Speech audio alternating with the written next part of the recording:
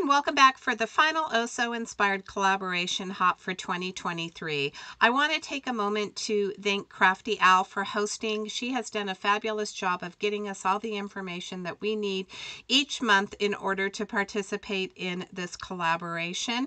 You can use the hashtag on the screen, hashtag OSICDEC 2023, in order to find all of the participants. I will have links to their individual channels in the description box, or you can head over to Crafty Owl's channel and she will have a playlist. So for the December Oso inspired collaboration, we were inspired by Emily from Pods of Paper. This is Emily's card. You can see that it's black and white with a pop of color. The buffalo plaid was the jumping off point for me, and here is a look at the embossing folder I'll be using. It's from Sunny Studios, appropriately called Buffalo Plaid. And then I have this piece of black cardstock that I'm going to align in this embossing folder. So you're going to see that I'm trying to make sure that my plaid is evenly aligned, that my paper is straight in this embossing folder. Once I get it in the area that I want it, I'll run it through my die cutting machine. There is a white core to this paper. I wanted to accentuate that. In order to do so, I did have this sand paper. This is for doing nails, and I use it to buff off the color from my cardstock, so it just sands that color off. You can see that I am going to tear this paper away from me. By tearing it away, I'm giving it a distressed edge.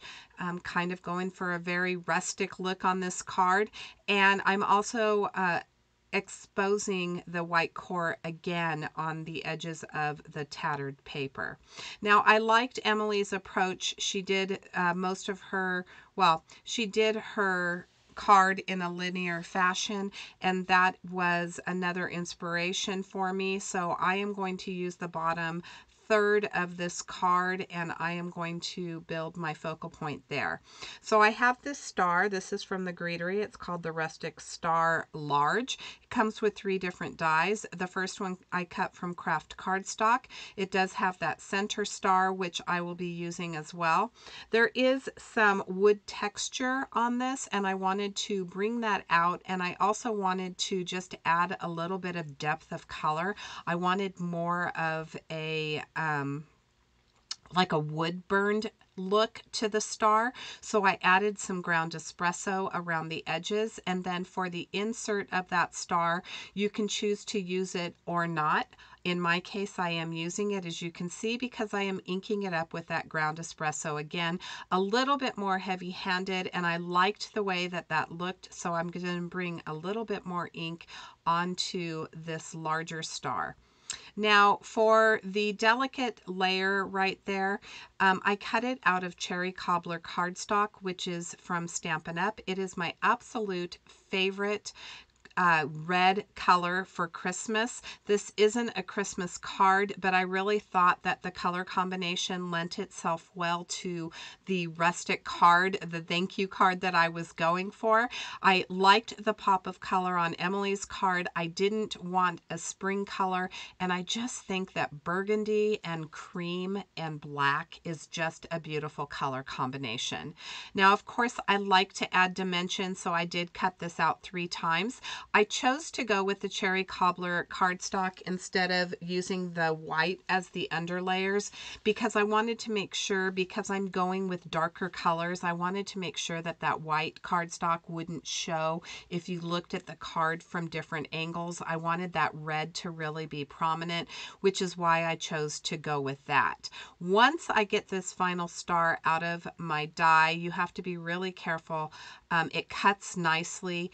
Cutting's not the issue, it's just it likes to stay in there, and because the pieces are so delicate, you want to be careful when you're taking them out. But when I'm layering these together, I'm using that center star, so I'm going to add some glue once I get these shaped the way that I want them. I'm going to use those center stars to do my aligning. This 3-layer stamps or die set is just absolutely beautiful. I was so excited when I saw it. I've seen, we've seen layering stars, but there's something about that second layer right here with the delicate lines and then having that bold star in the center that just really drew me.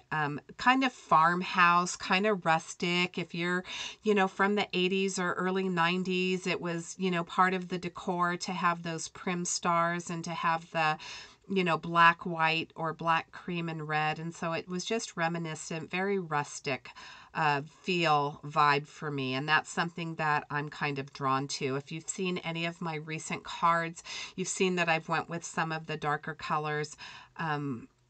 Which usually they aren't colors that I tend to lean towards, but I've just been having a blast going with some darker colors in the winter season. So this is layering up beautifully. As you can see, I did cut the center star off camera, so that's the third die, and I did cut it from craft cardstock again.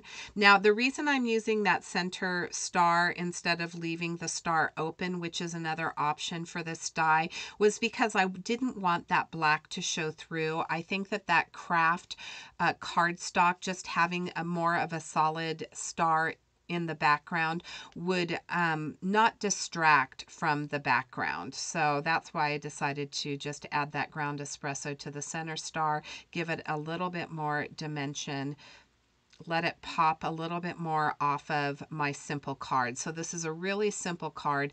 As I mentioned, the linear approach that Emily took was what I was drawn to. And so all of my pieces are going to be on that distressed black piece of cardstock, and that's how we're going to build our card. Off camera, I did stamp the sentiment that said thank you. I used that same cherry cobbler cardstock and some Versa Fine Black Onyx ink, so the black is matching with my background. I have an A2 top folding card base. This is kind of like a natural fiber cardstock from Paper Tray Ink. One of my favorite cardstocks. It's absolutely beautiful. There's no way to catch the beautiful fibers that it has in the paper off camera, but it just, again, adds to that rustic appearance to my card. So there is that little piece. I am thinking about putting the sentiment over the top, but then I didn't want to cover up that star, that brown star that I had colored a little bit more deeply with that ground espresso. So you'll see I'll move it over and just right there, and I didn't want that covered up, so I am going to keep it to the right. So the star is going more towards the left. I thought that I was going to overlap the sentiment a little bit, and so I'm only going to add foam tape to the right side of the sentiment, but after playing with it a little bit, I decided to move it over a little bit more to the right, and I did add another piece of foam tape to the right side, so that whole sentiment does have foam tape on it. We do these hops, and again, this is the last one of the season, and I want to thank you so much for supporting us this year. But we do these hops for you, our viewers, in hopes that you will be inspired by something that we have created. And in doing so, we would love for you to use the hashtag #IWasOhSoInspired if you create something that was inspired by this hop. I'm going to show you Emily's card next to mine. Emily has some amazing social media projects, or has some projects on her social media. I will have links to her channel, or not her channel, but her Instagram and her social media accounts in the description box below, so you can check her out. There's a side-by-side and a close-up of my card. Thank you, Crafty Al, for hosting this year. Until next time, my friends, have a Merry Christmas, and I'll see you next time.